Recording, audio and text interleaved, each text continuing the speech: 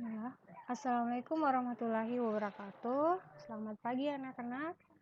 Semoga kalian dalam keadaan sehat walafiat. Bersama dengan Bu Putri di sini. Kali ini Ibu akan mau menjelaskan pengenalan dulu ya di bab transformasi. Ya.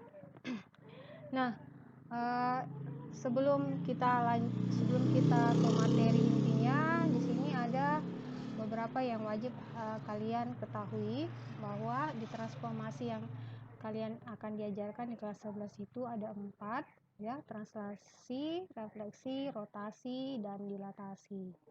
Nah, adapun dengan komposisi transformasi di sini itu artinya ada penggabungan antara translasi dengan rotasi, misalkan ya, ada penggabungan antara refleksi dengan dilatasi, dan seterusnya ya, bergantung dari maunya kita, mau translasi ke refleksi silahkan. Nah, pengetahuan awal yang kalian harus punya juga adalah di sini, karena kita belajar tentang titik, berarti kalian sudah mengenal sistem koordinat ya, sistem koordinat di mana posisi titik ya, di mana posisi titik di sistem koordinat. Kemudian selain itu kalian juga sebaiknya sudah punya pengetahuan di matriks ya. Matriks kan sebelum transformasi kalian belajar matriks dulu kan. Nah, di matriks itu di sini akan terhubung dengan bagaimana kalian melakukan operasi pengurangan, ada penjumlahan, kemudian ada juga perkalian. Nah, kita akan memakai ilmu yang sebelumnya yang kita sudah pelajari. Baik, kita ke sini, Ibu jelaskan dulu. Nah, ada transformasi, pengertiannya ada di buku juga ya. Di situ mengubah setiap titik menjadi koordinat lainnya pada bidang dengan satu aturan tertentu. Jadi di sini transformasi itu kita merubah posisi titik. Nah, itu pun titiknya bisa berpindah semua, dan ada juga yang tidak ya, pada keadaan tertentu. Jadi di sini ada aturan-aturan tertentu yang kita harus lihat ya, kita harus sesuaikan. Nah, translasi bahasa kita itu disebut juga pergeseran. Ini kan bahasa Inggris semua ini. Ya, refleksi pencerminan, rotasi perputaran, dilatasi itu perkalian. Nah, pada dilatasi ini perkalian di sini bisa dalam artian kalau kalian temukan di buku lain, dia menggantinya dengan perbesaran atau perkecilan. Nah, pergeseran atau translasi di sini ya bisa saja dia pergeseran titik atau pergeseran bidang, dan ditambah lagi ada pergeseran kurva misalkan. Nah, andaikan ini si bidang segi 4 atau bidang persegi 4 ini digeser, misalnya digeser kemana, ke sini kah atau ke sini ya. Jadi dia tidak merubah pada transformasi yang kita pelajari ini adalah dia tidak mengubah bentuk ya, dan tidak mengubah ukuran kalau di translasi atau pergeseran. Kemudian di refleksi itu pencerminan. Jadi jarak titik dengan sumbu, jadi ada dia sumbu cermin ya, ada sumbu cermin di sini ya, yang enggak, misalnya contoh ya, di sini garis putus-putus ini dianggap sumbu cermin ya. Jadi gambar hati ya, gambar hati itu sebenarnya awalnya itu hanya, misalnya kita gambar hanya ini ya, nih kayak bentuk telinga gitu. Kemudian kalau kita cerminkan, dia akan membentuk bayangannya yang di sebelah kanan ini kan. Nah, ini akan terbentuk di sini. Nih, ini semua bayangannya. Nih, yang sebelah kanan ini. Jadi antara titik yang ini ke sini itu harus sama jaraknya dengan ini ke sini ya. Nah, jarak posisi titik pertama dengan bayangan titik pertama harus sama dari sumbu cerminnya. Oke. Nah, kemudian dirotasi dari perputaran. Jadi perputaran di sini kalau ada kata perputar, kalian itu menganggapnya berputar satu putaran ya. Nah, tapi kalau kita pelajari di sini tidak harus satu putaran ya, tidak harus satu putaran, bisa setengah putaran kah? Ya, setengah putaran itu diwakili oleh sudut berapa? Sudut 180 derajat. Kalau seperempat putaran itu diwakili oleh sudut berapa?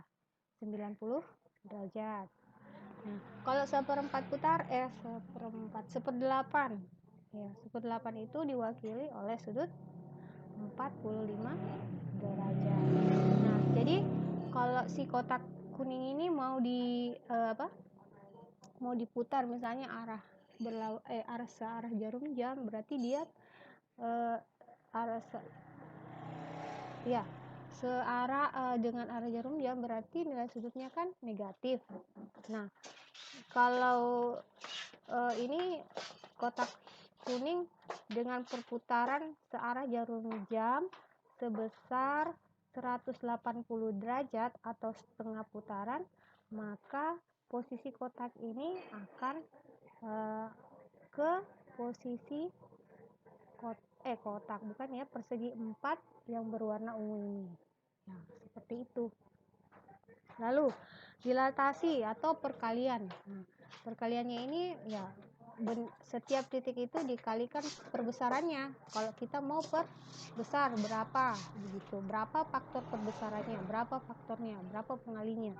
Nah, ini kotak persegi 4 ini ya, kalau mau jadi yang seperti jadi persegi 4 yang kecil ini, maka dia dikatakan diperkecil ya, diperkecil namanya kalau menjadi persegi 4 yang kecil ini. Lanjut untuk ya dalam kehidupan sehari-hari, di sini ada beberapa contoh ya di buku kalian juga itu.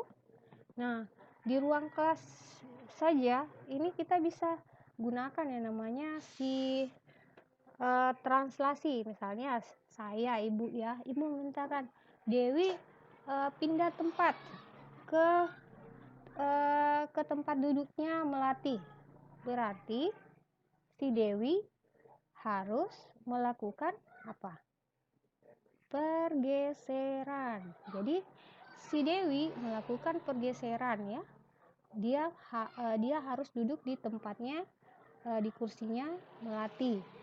Maka si Dewi ini telah melakukan translasi. Jadi berapa translasinya? Coba kita lihat. Jadi dia ke kanan misalnya berapa langkah ya dia sehingga sampai ke tempat kursinya Melati.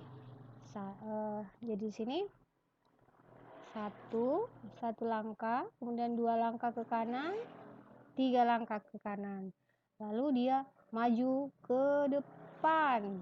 Nah, 1, kemudian 2, 3, 4, ya berapa itu? Berarti dia melakukan translasi sebesar